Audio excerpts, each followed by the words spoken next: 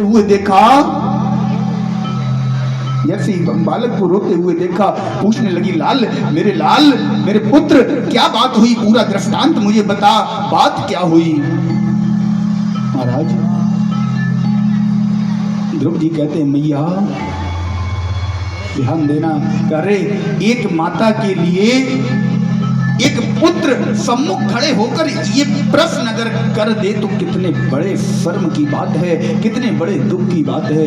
आज ध्रुव जी महाराज ने मैया से कहा, माता मुझे केवल ये बता, मेरा पिता कौन है, मुझे केवल ये जानना है।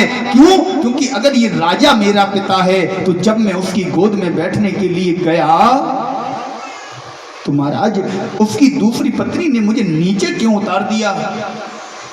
मुझे केवल ये बताओ, मेरा पिता है कौन। मेरा भी हृदय करता है, जब मैं उत्तम को गोद में बैठे हुए देखता हूं तो मेरा भी मन करता है मैं भी अपने पिता की गोद में बैठूं।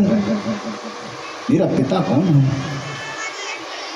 मैया ने जैसे ये शब्द सुने, महाराज मैया का कलेजा फट गया, आंखों से अश्रुधारा आंखों से सरता बह निकली। बोले, मेरे लाल कैसा प्रश्न तू कर रहा है, ये कौन सी बात हुई।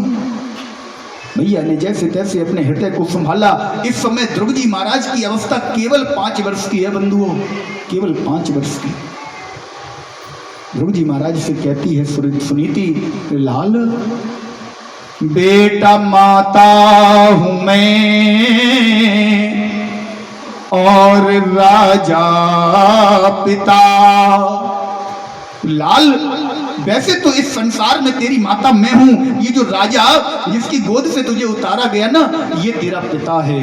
लेकिन एक बात समझ ले, बेटा माता हूं मैं और राजा पिता, विश्व नाटक के केवल कलाकार हैं। इस नाटक के, ये विश्व जो है ना, ये एक नाटक मंच है। इस मंच पर हमारे परम पिता परमात्मा, हमारे कन्हैया ने, हमारे मुरली मनोहर श्याम सुंदर ने हमें केवल यहाँ नाटक करने भेजा है। जिसे जो अभिनय दे दिया उसी अभिनय को करने ही तो आए हैं। हम केवल कलाकार हैं। अगर तुम अपने पिता की गोद में बैठना चाहते हो ना, तुम्हें ये ज्ञात करना है तुम्हारा पिता कौन है। बेटा माता हूं मैं और राजा पिता, विश्व नाटक के केवल कलाकार हैं। है विश्व उत्पत्ति करता वही, बोले जो विश्व की उत्पत्ति करता है ना, है विश्व उत्पत्ति करता वही सबके जीवन का आधार है।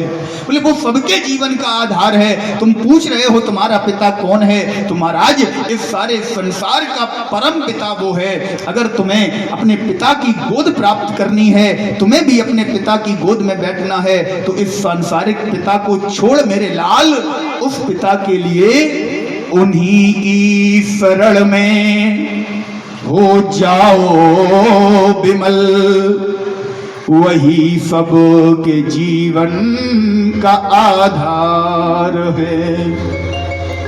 उन्हीं की गोद में हो जाओ, वही सबके जीवन का आधार है। और ये